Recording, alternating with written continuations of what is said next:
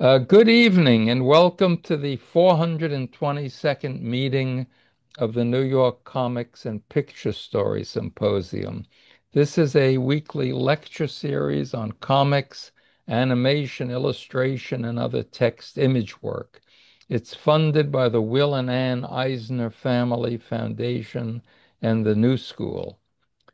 Our guest this afternoon, at least New York time, is Olivier Schrauwen. Olivier is the author of Arsène Schwarren, another book called Parallel Lives, a book entitled The Man Who Grew a Beard, and several other titles. He lives and works in Berlin, which I guess is where he is, and today he will discuss his most recent book published in the US by Fantagraphics, and that's entitled Sunday. So, Olivier, you want to take it away? Yes, I will. Thanks for coming, all six of you. So today I'm gonna talk mainly about Sunday, my last book, maybe in a quite general way. Um, so if there are any questions afterwards, or if you want me to go in depth talking about a certain topic, I'm happy to do so. But now I'll keep it kind of descriptive, kind of short and concise.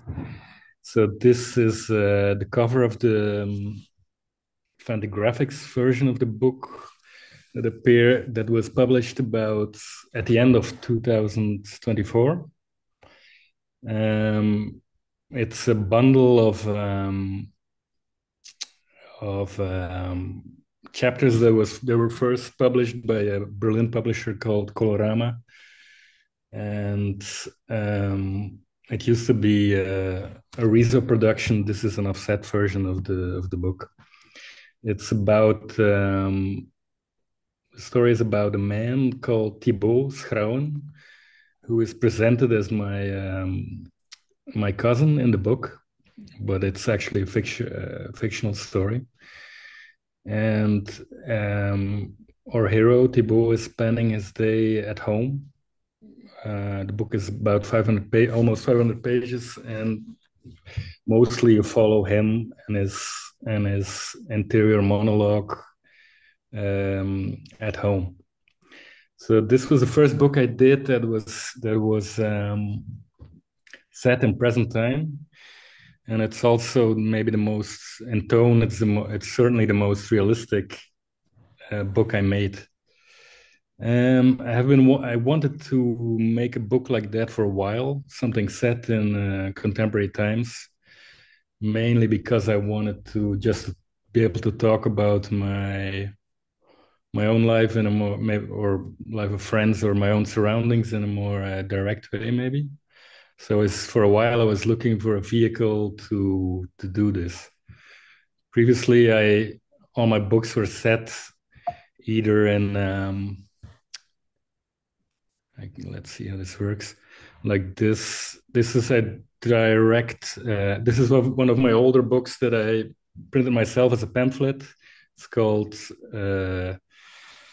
Grace, and this is the first one where I presented the story with a narrator, which is supposed to be me. This is a story supposedly about an alien abduction.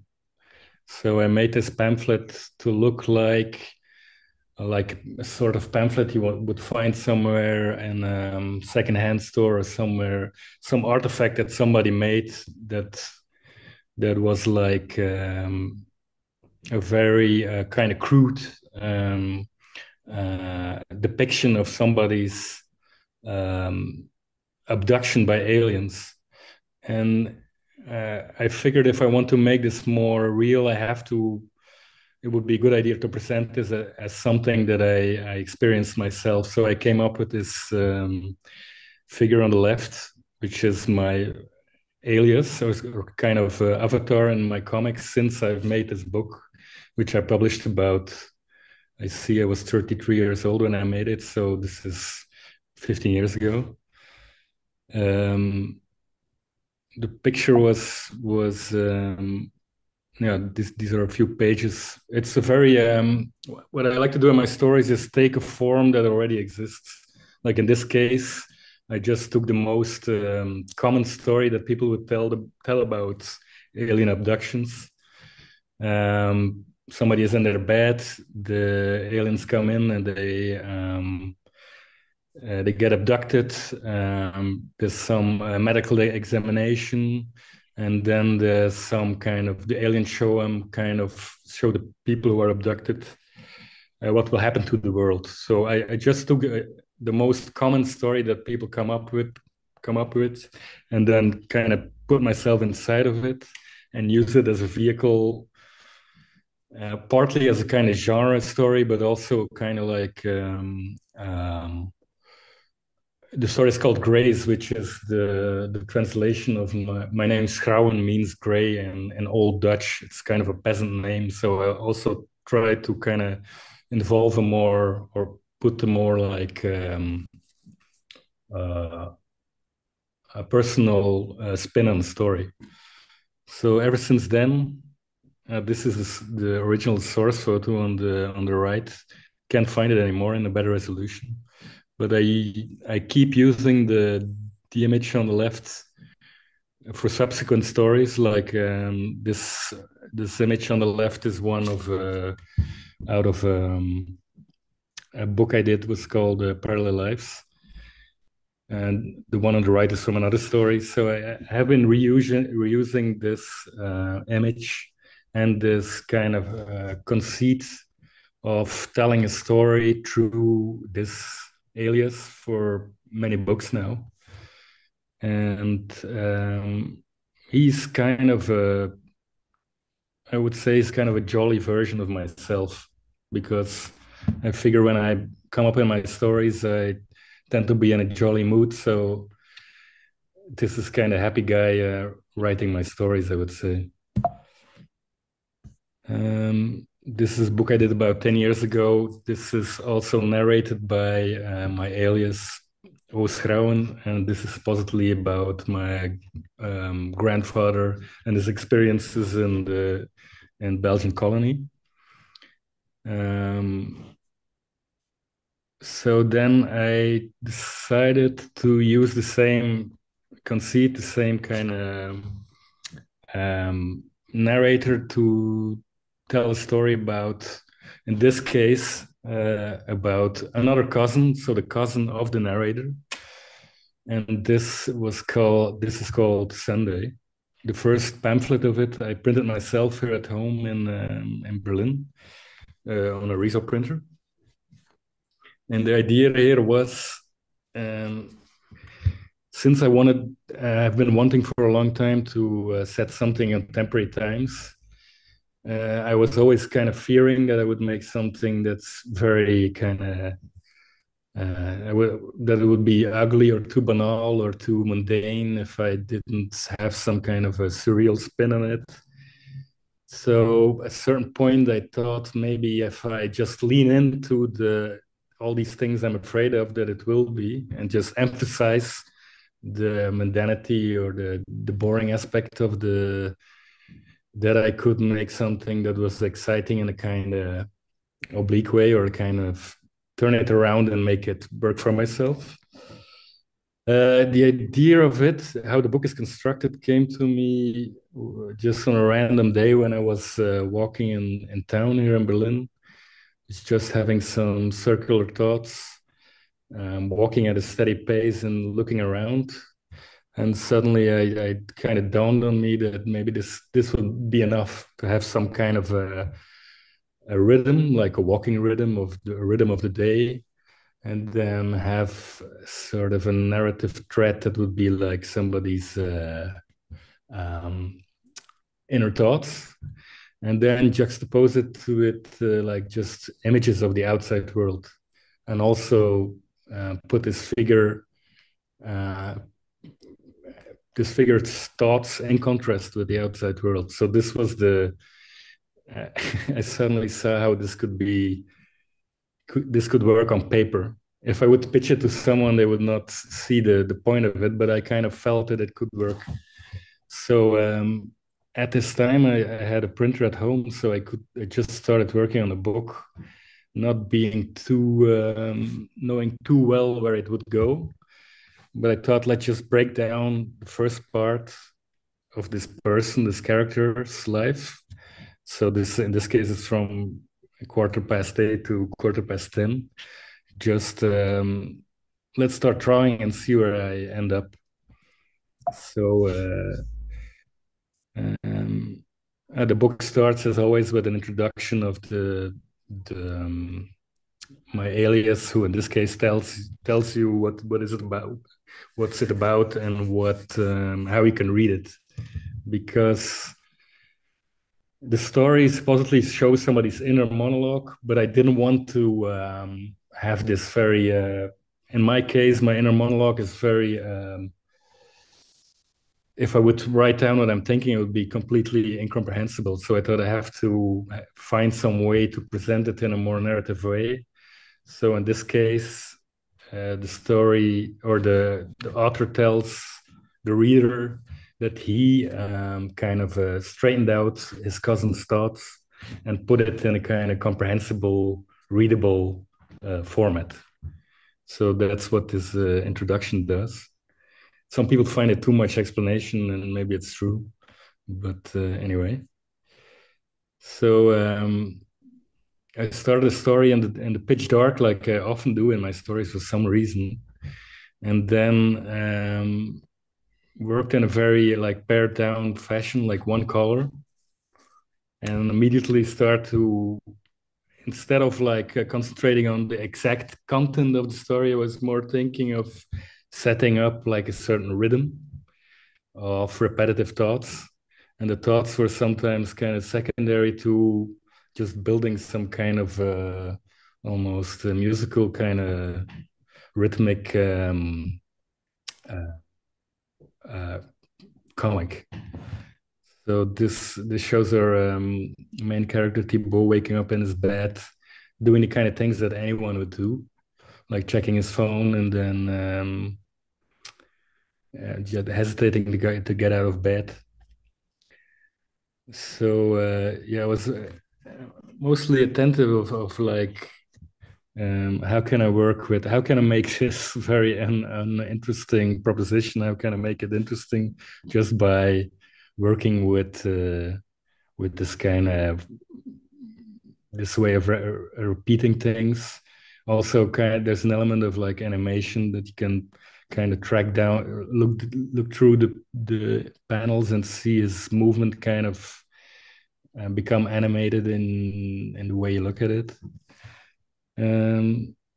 So this kind of comic has been made before, I guess, because it's kind of a neurotic man having neurotic thoughts. This was just the setup. And then I wanted to introduce like extra elements. So one thing was, as he wants to get out of bed, he kind of as he tells himself to get up, he kind of gets this earworm in his mind, which is "Get Up" by James Brown. And this throughout the day, throughout this book, this will come back and back because it's something he can't get out of his head. It's kind of working as like an ironic contrast to what's actually going on in the images, because he's just making a pot of coffee, and the song is kind of sexy song, but it's also one of many like musical references throughout the book that I wanted to. There's a lot of references to like minimal music that I wanted to juxtapose with what actually is going on in the story.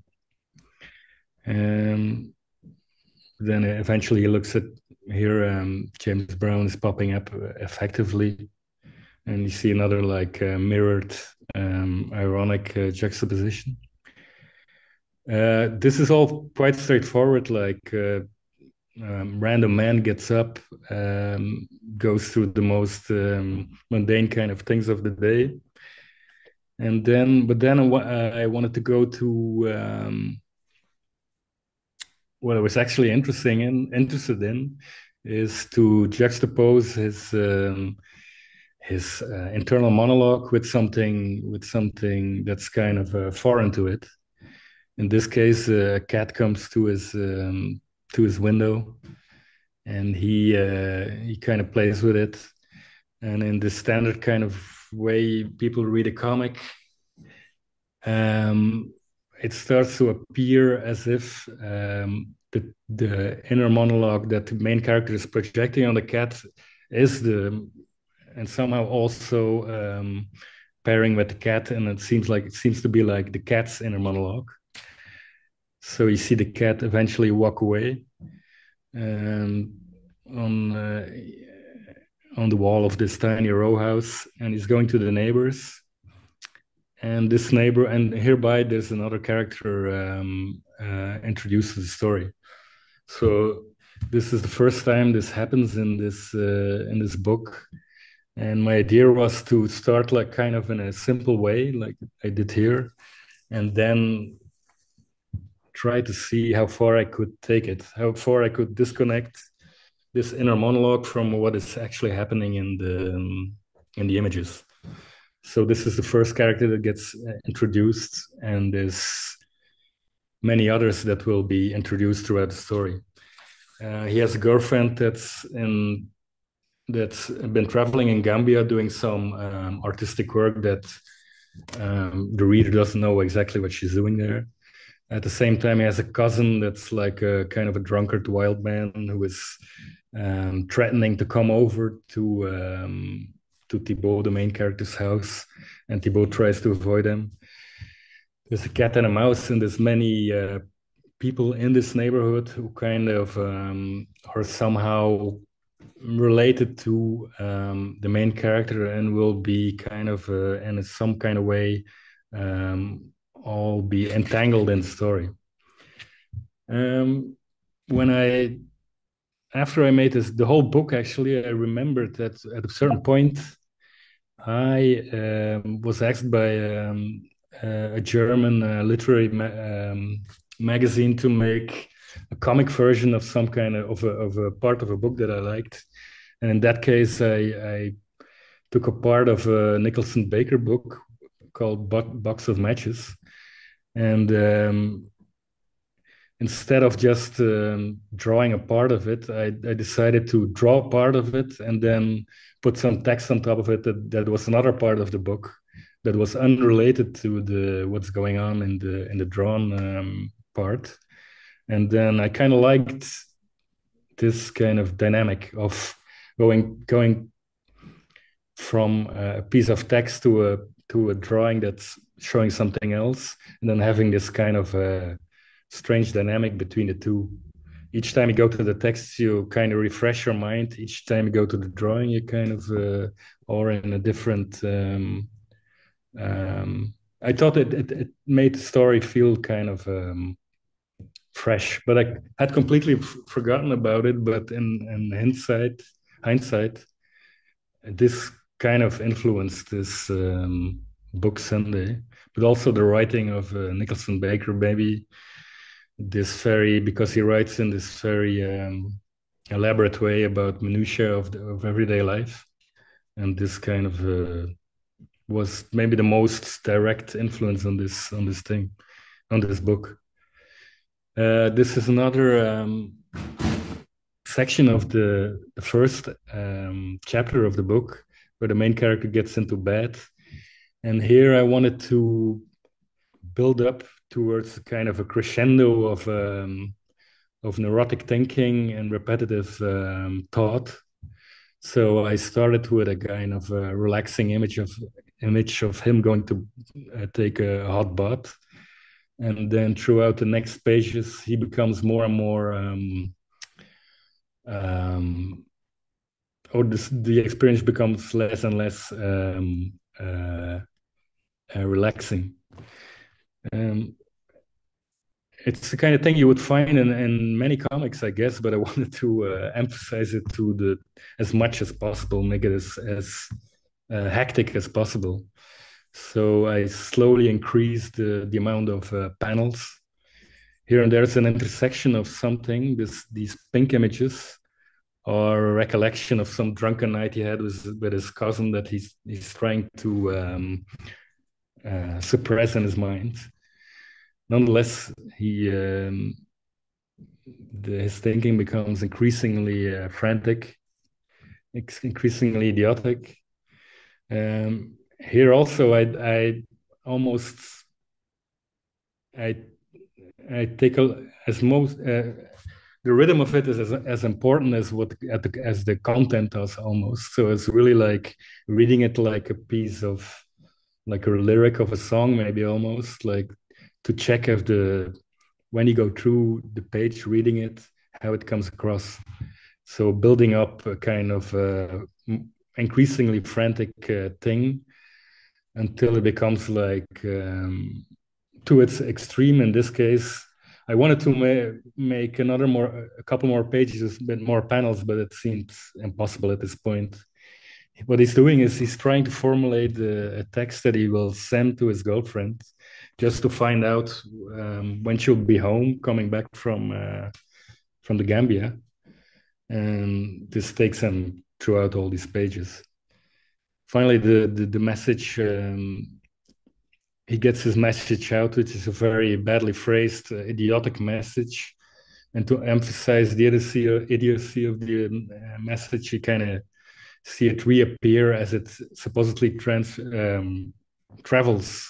towards the Gambia where she is. I put this here because on the left, this is a page from my initial self-printed pamphlet of the first chapter. On the right is the final one that appeared in the Fantagraphics version.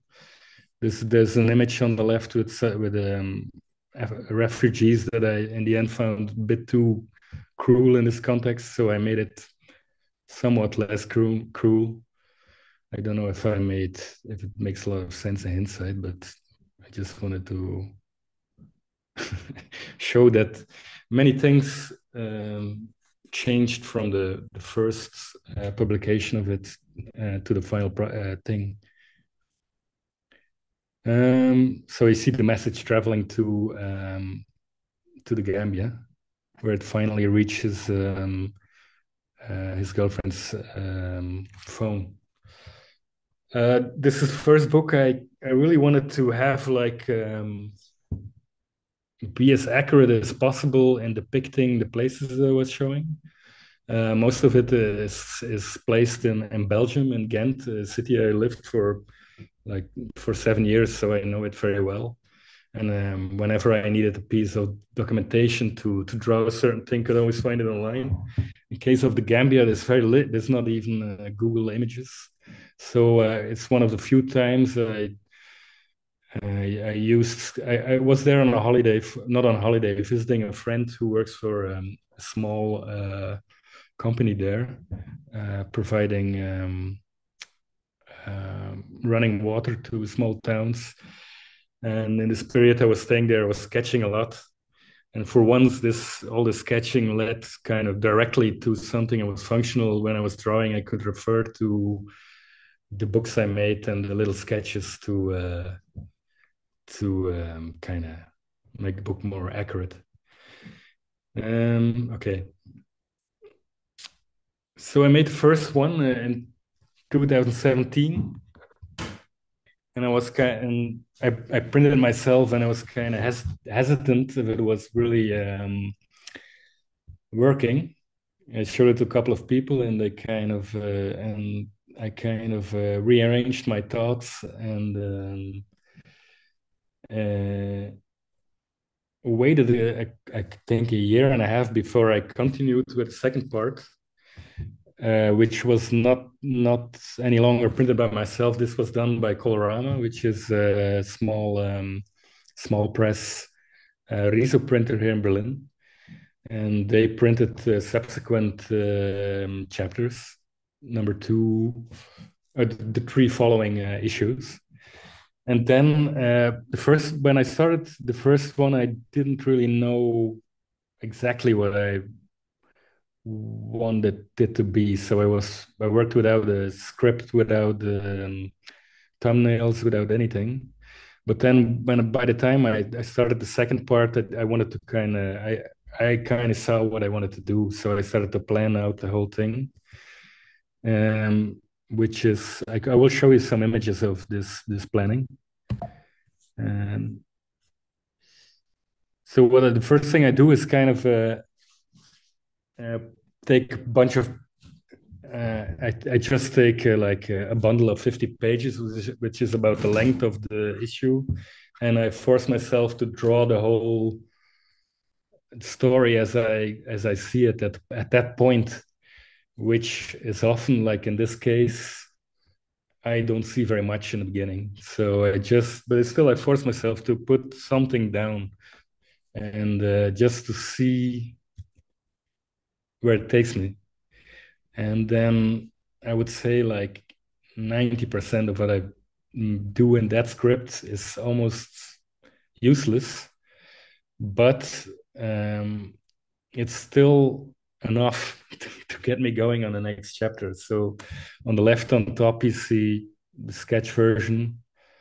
And then on the bottom, you see kind of what's left of it. So here and there's an image that I maintain, and there's parts of the inner monologue that I could maintain. But it's very loose. It's not tight at all.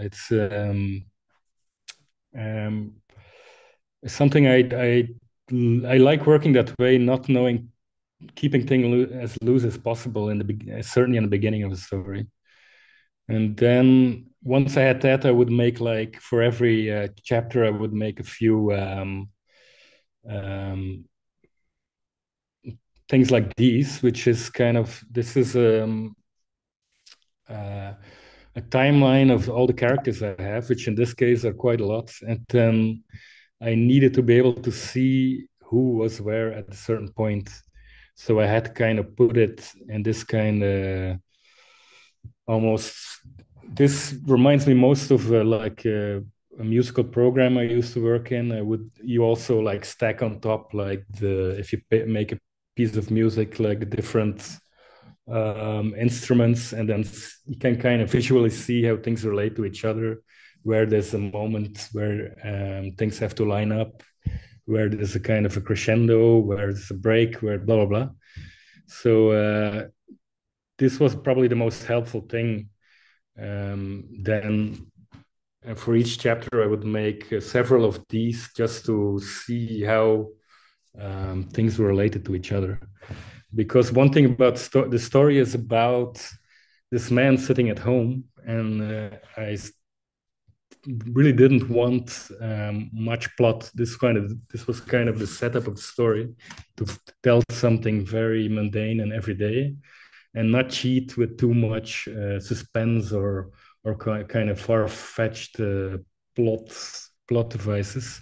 I just wanted to have a lot of very everyday things juxtaposed in a certain way that it somehow becomes or hopefully becomes entertaining to read. So I had to work like in a bit of an abstract way, like thinking more of seeing it more as a piece of music, for lack of a better word, than a piece of storytelling. But still, like this also comes from the most rudimentary first sketch. But here you see an image of a cat being run over by a car, which I drew in the most basic way possible. But in the end, it was kind of helpful to have this and then translate it almost. The shape is very similar. So I find it kind of useful, this very rudimentary way of sketching. And then at the end, whenever I do on the day I do the actual drawing of the page, I make a small thumbnail to be more precise what I want to have in the page. But that's only in the very last moment that I decide it should be this. Okay. Um, I don't know. Is there any questions already, or should I just continue my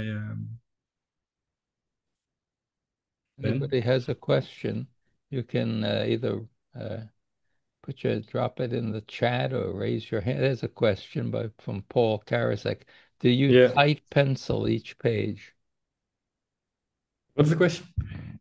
Do you tight pencil or pencil each page tightly?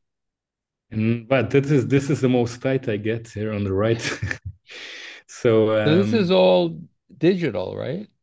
no, no, no. This Some is on now I paper. draw more digitally, but this is pencil on paper, and then I just clean it up, which takes too much time. But on the when I scan it, Oh, I uh, see. Okay. yeah, but it doesn't get more tight than this. There's no ink version of the page. And there's a more rough sketch on the backside of the pages, and then I flip it on a light box and draw it in a more clean pencil line like I did here. Um, so the book kind of took form in a kind of a spontaneous way. It became after like the first two chapters, I had a good idea what I wanted to do and where I wanted it to go, and everything became more tightly scripted in a way. But I also became more ambitious in what I wanted to show. So this is apart from the fourth chapter. There are seven chapters in total, and then this is kind of the height of the main characters. He's at his most energetic at this moment. So also wanted to build up the energy of the story as much as possible, even though there's not much going on still. But I wanted how I wanted to have this kind of idea of suspense was to have as much things going on as possible that are kind of situated in different spaces. So, like on this page, on the left, you have the main character's girlfriend who is still in Gambia, who is visiting a radio station for some reason, but the reader doesn't know why. You have the main character trying to cook something in his house. Then you have some mouse having an adventure. Um, there's also his friends who are on some kind of quest that's also not explained what exactly they're doing. And then there's also memories that the main character has um, that are also intercut. But still, in every page, what you read is kind of the inner monologue of the main character, and then you see this kaleidoscope of all these things happening at different places. So when I was drawing this section, I had no idea of knowing if it would work because my scripting is kind of loose and I didn't plan it out too well. So I just went along and see what happened on the page. And mostly to a certain degree, to my surprise, it seemed kind of readable, or kind of your mind is putting this narrative together as disjointed as it is, and kind of forms in a way something that is readable, at least to me and some people who like the comic.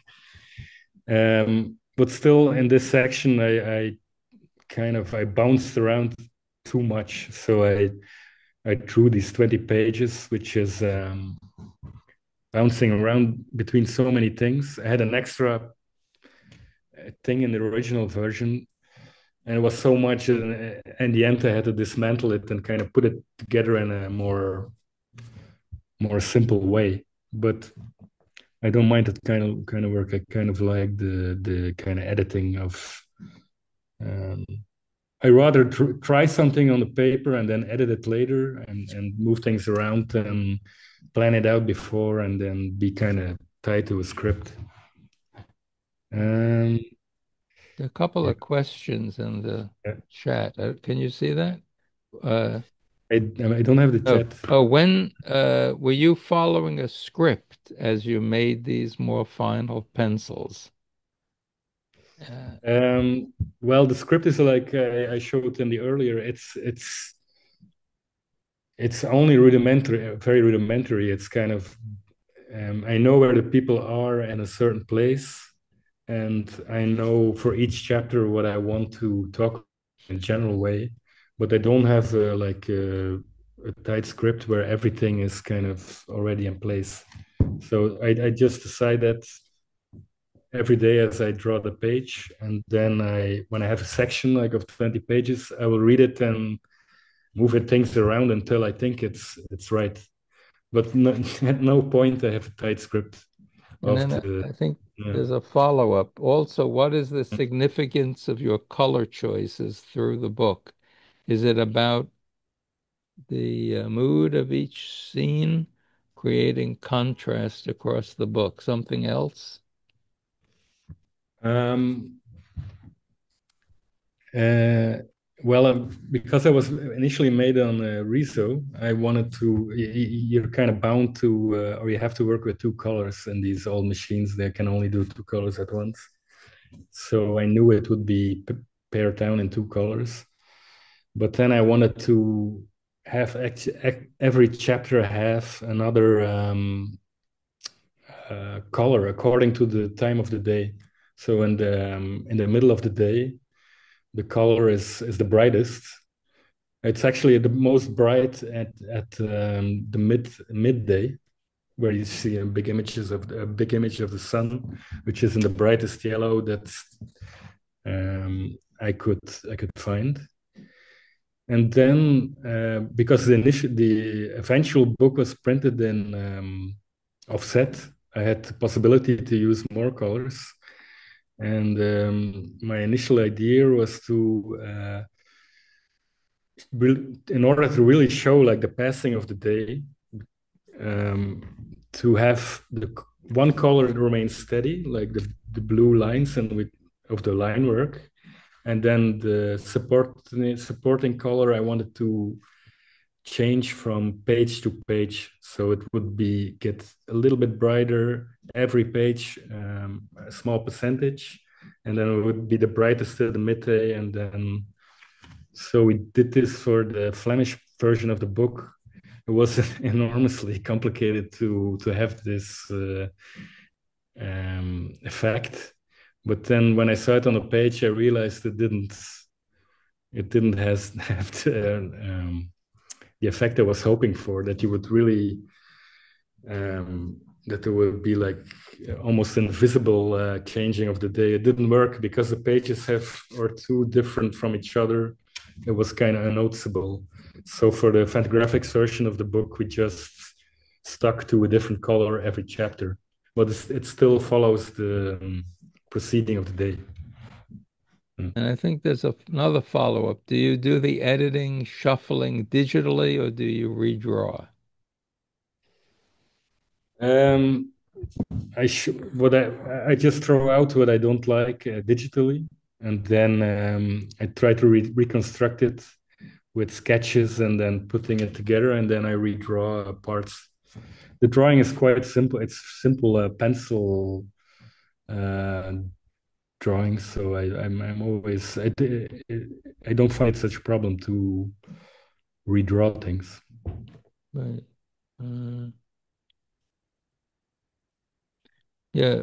Paul Karasek says the color of that page with the mouse is very different in the Fantagraphics version that I have. Why? And this one that's showing now, No, I think the uh, earlier page. The first time the mouse appeared jumping around. yeah. That's because Yeah. it's the Rezo version of the. This was the one that was printed here in Berlin as like a pamphlet. Yeah, Okay. yeah.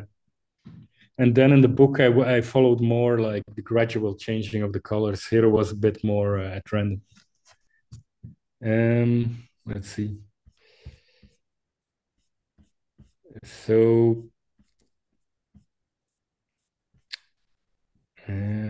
so yeah, this gave me some trouble this chapter, but in the end, I got it kind of readable. Okay, maybe I want to show some other influences. In a way, the book is kind of built like there's like two ways I wanted to go about it, and at certain points I wanted to be almost collage-like just setting things, putting things together, not really in a jarring way, but in a way that you constantly switch between like a different a reel or a different to really change the framework from image to image. So in a sense, I was thinking of um, this film on the left, which is called The Clock, which just shows small snippets of out of thousands of films, I guess, of time proceeding. This film is 24-hour video installation, and this is kind of just having your mind refreshed through going from scene to scene that is totally from a different context somehow tickles my I don't know, I find it aesthetically pleasing, so I wanted to have some of that in the book. On the other hand, I was also thinking of a more like a simple rhythm, like here this image is showing American composer who lives in Belgium. It's called Charlemagne Palestine, who makes this minimalist sound pieces, who often start from a very simple premise. Like, for instance, I saw one piece by him, and it's just a small pattern that he starts playing on the upper register of the piano, and then he moves through it down to the bottom of the scale throughout an hour, and it's very meditative and very kind of, it seems kind of locked in time, but still there's like a sort of a drama, a very slow burning or slow moving drama that's kind of developing. So I kind of I referenced it in the like literally by showing him in the book, but also was thinking of it how I constructed, how I put together the images in the end, and the sections that I wanted to be more in this kind of that wanted to have like a gentle pacing. So, more questions, or should I move? Yeah. Which cartoonists were the biggest influences on your work? uh, I don't know. There's too many. It's probably uh, when I was a kid, we had the books by Tardy, the French drawer, and I could read them as a kid, and then I also still enjoyed them as an adolescent and then in my adulthood. So he had the most long-lasting influence, probably. And he had this series was called Adele Blanc-Sec, which is about a female detective in Paris that's very playful and kind of postmodern in a way. And I kind of know it appealed to me greatly. It's also very spooky and kind of horrific in certain places. So this had the most lasting influence. Mm. There's another question. I'm curious to know, what is your typical day like, and what is your spirit animal? This must be the Snoopy on the bottom image here. My typical day, it depends what I'm doing. When I'm making comics, I try to I will just take a section of the story, and then I will try if that's like um, a, that's like a story within the story, and then try to work through it, just working every day. And then every day is the same. I will wake up, and in the morning I would just work on. I will not really draw. I will just sketch and try different ways of making the page, and then maybe at 11 o'clock I will start drawing, and then color it in the evening. but I only work like for a couple of weeks that way until I have what I want, and then I let it rest and maybe do some commissioned work or something else. Yeah. Yeah, there was a question back. When do you use white space between panels and why you don't in some cases? Um, I don't know. I think I just found it unnecessary because it's not, as long as it's not confusing. I don't see the purpose of it. Um, so it's also easier to make the page that way if you don't have to um, look how many. I don't know. It's just easier to work that way. I guess I have to be more careful what I put in the image so it doesn't make some strange connection in the image. But sometimes I use that effects, um, like in the previous, like here, for instance, on the image on the left, it kind of works in the advantage to have this character kind of merge with to have the text like read that he can read it through in a better. If I would have more white space, it would not be so would work less well, I think. Um, other? Another question, do you ever imagine or try telling your stories through a medium other than comics? Um, well, I try many. I make music and I work on animation sometimes, and I sometimes just try to write. But this comics is the thing that I've been doing for the longest time. So it's the only thing I'm actually really that I can be somewhat satisfied about. That I feel like when it's on the paper, it sometimes exceeds what I was thinking. I have more faculty or more because of doing it so long. I feel more freedom. So and when I try to tell a story in another medium, I'm frustrated that it doesn't. That's not very expressive when I look at it in the end. But it's not like I want to. I would like to be more versatile, but it's not the case.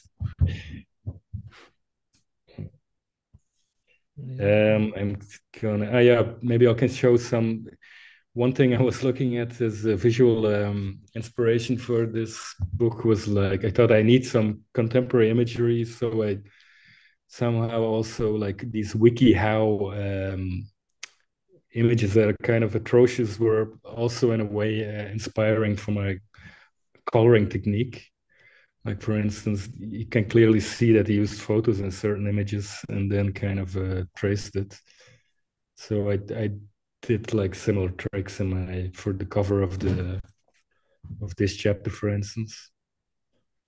And we just bent this random image into this face and then split it in two colors. And when you see the eventual Rezo thing, it kind of blends in, I think. It kind of feels, you kind of vaguely see the photo reference, but it also becomes something else. But I also use different techniques. Like here, sometimes I would print the pencil drawing on a piece of paper and just color it with markers like this, and then split. This is just using any marker I have, and then I will split it in two colors that and put it back together and in the computer like this. So I don't know, using only two colors makes it more easy to have things stick together. It just it's less looks less like a collage of many techniques, kind of.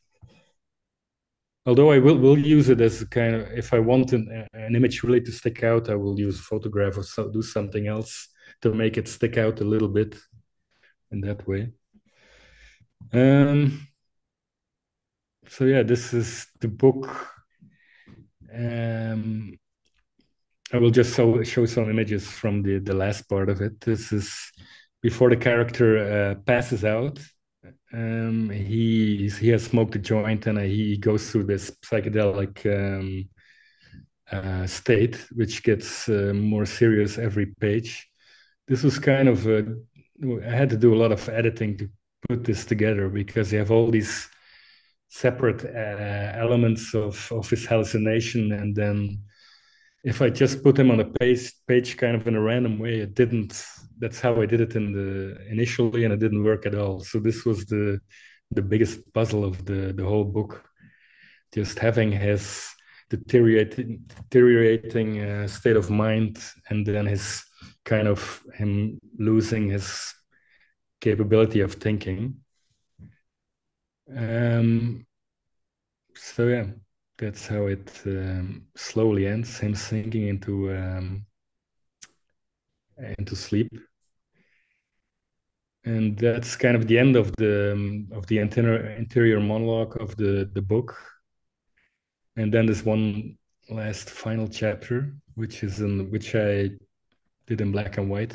This is the only thing of the whole book that I was kind of carved into, or that I knew from initially it has to go in this direction, which is him falling asleep, and then the other characters that have been presented throughout the book kind of taking over and having this terrible interior monologue going away. So yeah, I wanted these pages to feel kind of like a relief, or really like a change, a real change of tone. So yeah, can just show the very end. So this was the only part of the story that I kind of that this was the thing I was working towards in a way. And really kind of anticipating the day I would draw it, and it kind of I was happy with it in the end. Yeah, okay. This is as far as my images go. I can answer some more questions if you want. Yeah, there's some questions. I mean, maybe people can unmute themselves and ask these questions if they like. Marion, can you unmute yourself? Yes. Sure. Hello. Hi. Hi. Thanks for being here. This is very interesting. I just got started in this genre. I'm a screenwriter, and I had a great idea for a comic, so I've been teaching myself how to write it. But I'm finding that even here, and we have this event called Staples in Austin, Texas, which is all about comic books, and I just can't seem to find an illustrator that, because in my mind's eye, being a filmmaker, I have these characters that are embedded in my brain around this story, and I'm having a hard time finding an illustrator. How do you go about that? And do you have tips for a newbie like me getting into this? Because all I'm hearing is like everything is going web-based, don't do it. But for me, I grew up on comic books too. I'm also from Germany. I was born and raised there and speak German, and I've got that sort of artsy thing in me about it. But also in America, the Archies and things like that I loved growing up. And now I find myself in this medium, but it's very foreign and also somewhat discouraging when I talk to people. They're like, everything's going online. It's going to be web-based comics. Don't bother. Don't, this and that. Where do I begin as far as telling my story, which is a slice of life that I think is great because nobody's done it. And it's obviously my experiences. So what's your take on it? And what's your advice for someone like me? Well, I don't know. What I find the most appealing about it is it's so direct that I can draw it myself.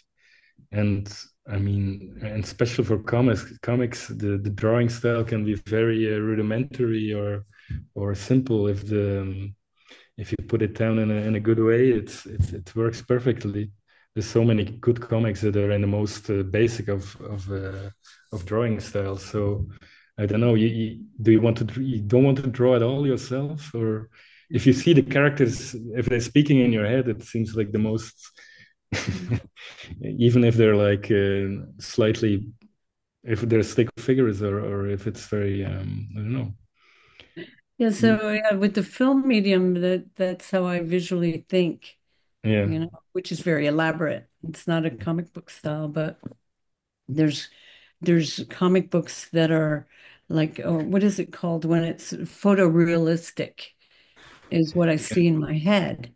But it doesn't necessarily have to be that, is what you're saying. Basically, No. can I do it digitally? I'm not the best artist, I'm a writer. So Ye- When I imagine my stories, I also see them as a movie more in the beginning.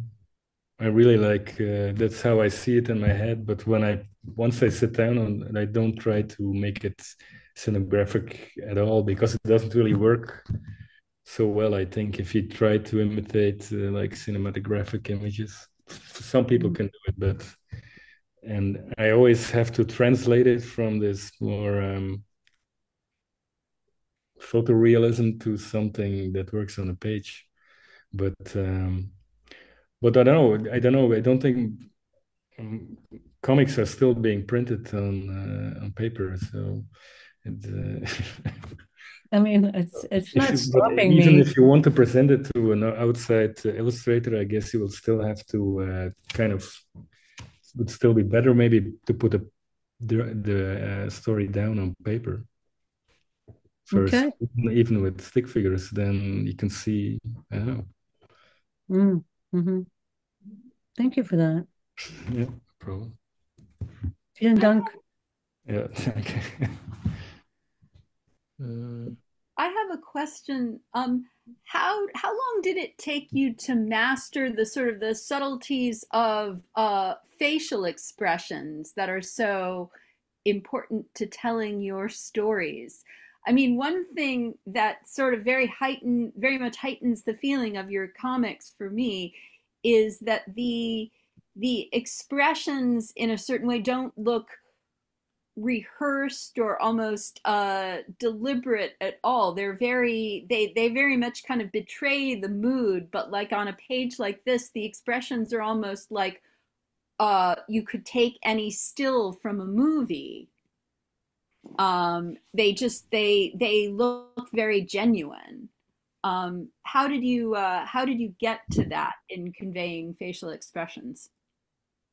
I don't know. The only thing I know is that it's the thing that I redraw the most in a page that I'm least. I'm kind of because a face draws the most. It kind of draws the most attention. You focus you're automatically focused on these expressions. So if you would see my originals, you would see that almost every face and every panel is redrawn. Some I tend to draw at once, then be dissatisfied, and put a piece of paper on top, draw it again, and then maybe another piece of paper. So I wouldn't say it's not the most spontaneous thing I do. It's the thing I have the most difficulty with, maybe in all of the in the whole thing of drawing. And I also tend to draw the emotion more bigger in the beginning, like have more expression and then tone it down somehow. It seems to work better with. I wouldn't say they have the most expressive characters.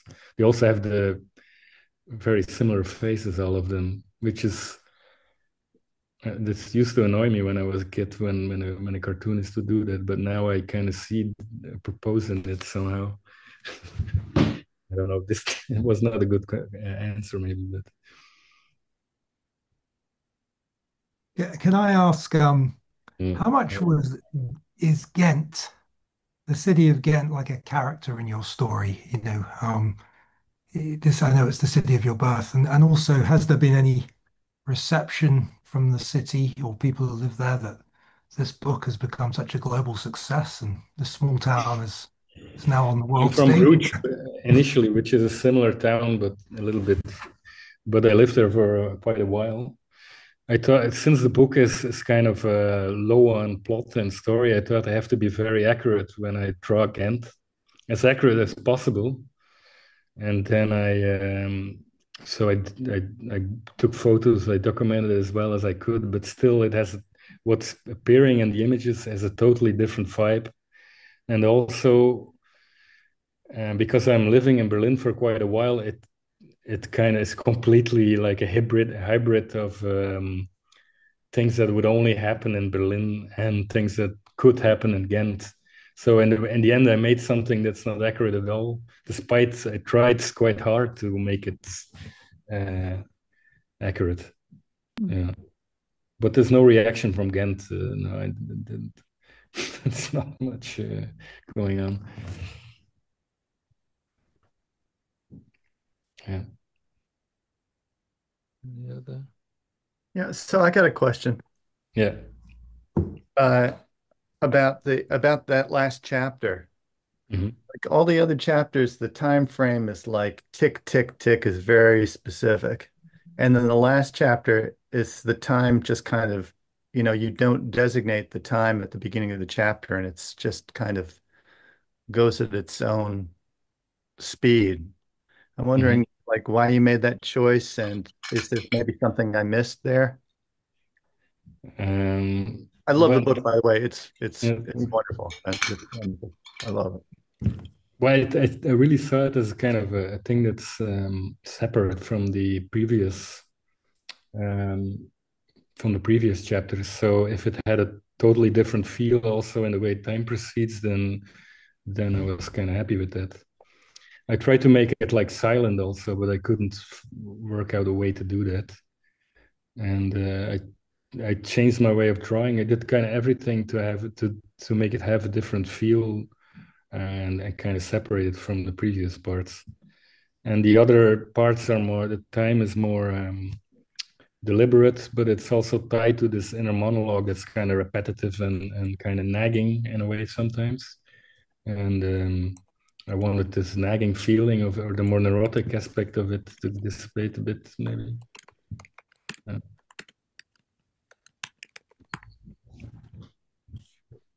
Hi, can I ask a question?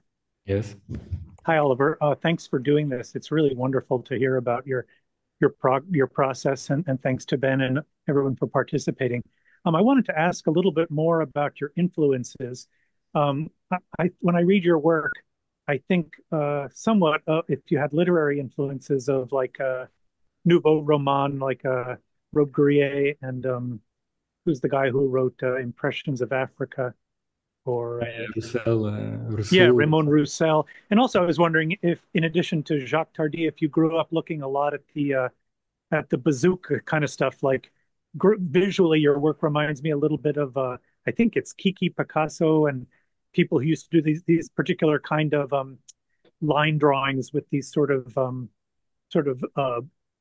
banal quality to them, but with the real beauty in the design. Just wondering what your other influences are, if you care to talk about it.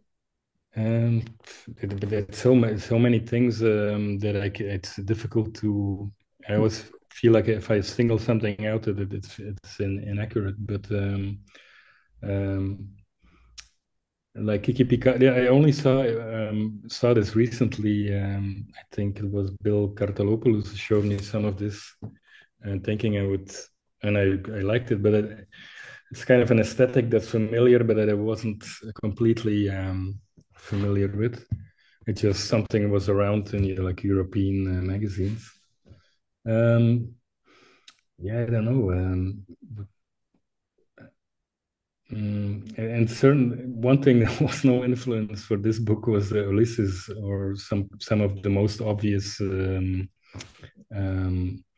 things that people would talk about when they, because it's about one day and about the content is some kind of similar. No, I think I will not answer your question because there's too many things I like. Maybe you can say a name and then I will say if I like it or not.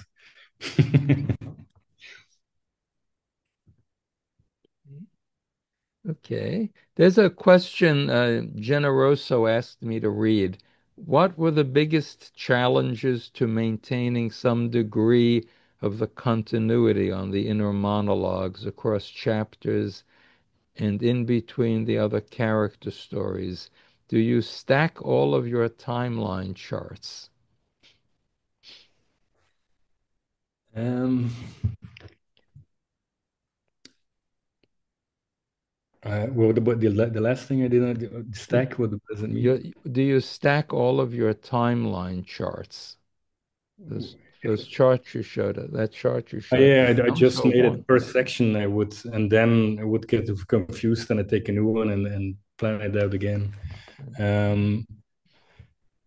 But it's something I always have been very conscious of how a story proceeds. So I'm kind of used of reading things over and over again, and then tweaking little sections of it.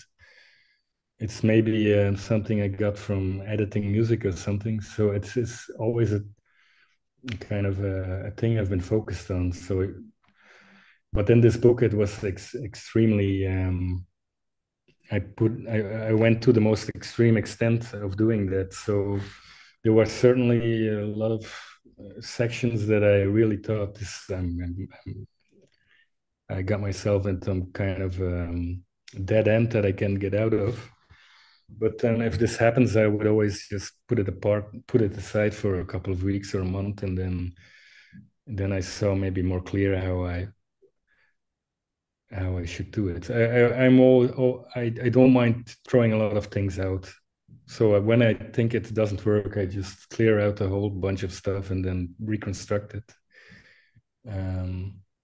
Yeah. Okay. What? If I may Go ahead. ask a new question. I appreciate your point taken about influences. It's too much to go into. I mentioned like the Nouveau Roman and Raymond Roussel because their approach is very much one of form. I believe form determines content. But listening to you talk, I get a sense of a much more intuitive, or organic, natural kind of approach where you just let these things kind of work themselves out. Would you describe yourself that way? Is that an accurate interpretation, or do you start with a particular formal set of considerations and then find how that determines the content? Which way would you characterize your work, if you would at all characterize your work in those terms? Yeah. I do have some kind of concept is too fancy word, but I have some like a global idea of what I want to talk about generally, and when I make a book, and I have to kind of see that and then on the basis of that, I will make some formal choices from the get-go that I want to stick to. But on the other hand, I like to surprise. I really hope to surprise myself at a certain point. So that's why I like to try things. I just hope that I can force myself to end up in a place that I couldn't anticipate. But at a certain point, I will always say, okay, now I found this way that I like. Now I'm going to restrict the story to this. And then, so I do restrict myself formally very much just because I think it makes things a little bit more powerful or expressive in the end.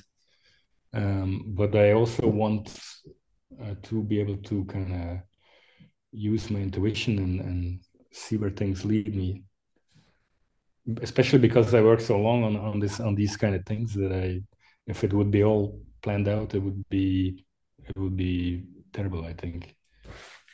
Yeah, sure. That's the impression I get. But so it sounds like you do start out though with some ideas, some content that you want to convey, and then sort of flip back and forth between the necessities. Yeah.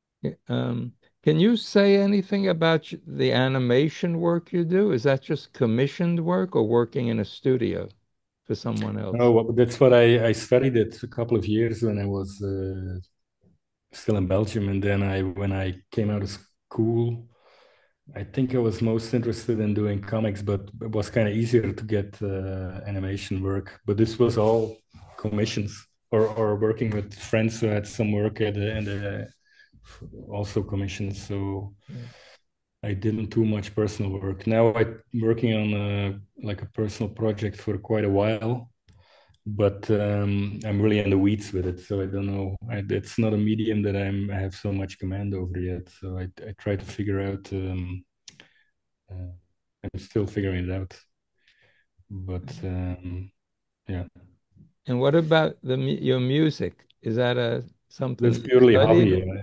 There was Hobby. was a big ambition as younger, but now I just do it for fun.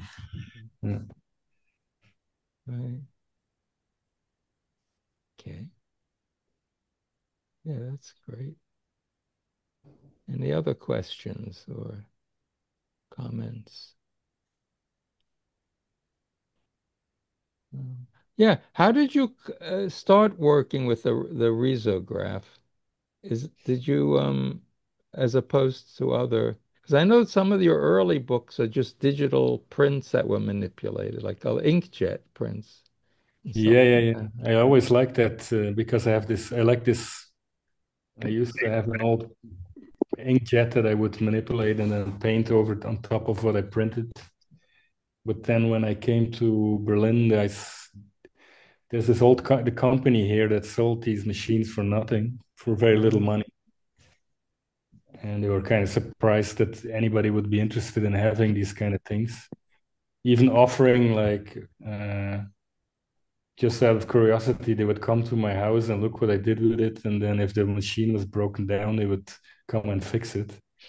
But I like this texture, the fact that you have to, you put digital images inside and then it does something very strange with the gradients, and it's totally unpredictable what it will do often. But yeah, I used to have a machine myself, but it broke down all the time. It drove me nuts, so I don't have it anymore. So you print somewhere else. Yeah. Print outside, right? So the lines are just the scanned pencil drawings Yeah. into the Rezo, and Yeah. it sort of converts them into that quality. Mhm. Right? Yes. Okay, that's interesting. Someone asked, have you ever drawn comics for another or any script writer based on someone else's script? I did a book a couple of years ago that was called what's it called? It's a pirate book that I did for Fantagraphics. Forgot the name. And this was it was done with two French comic artists, and I mostly did the drawing for that. I barely the storyline was decided by the other guys. Oh, Rupert and Merlot? Yeah, yeah, Those guys, yeah. I don't know which one of the two came up with the story, but one of them did. Yeah, they're pretty funny. Okay. Any other questions or interrogations? Great. So thank you. So when did this book start again? And did you say 2017? Some of it goes back to? Yeah, and then I think I got kind of cold feet when I did the first issue. That shit, this will be very, very lengthy. I don't know if this will work. Right. So it's a So long. I let it. I waited like a year and a half or maybe longer to continue it. Right. Okay. That's a long-term project. So are you now, after making such a long book, are you committed to long-form comics, or do you think I enjoy it the most to work on the longer stories. So I will not make another one that's this lengthy, I think, but the next one will also be kind of long and will also be set in contemporary times. I'm kind of feel kind of that's now I love it. It feels good to talk about things that are happening now. right. Okay, great. So thank you for coming in, zooming in from Berlin. Yes, thanks for having me. Thanks for listening, you Yeah. all. And Goodbye. good luck. Thank you.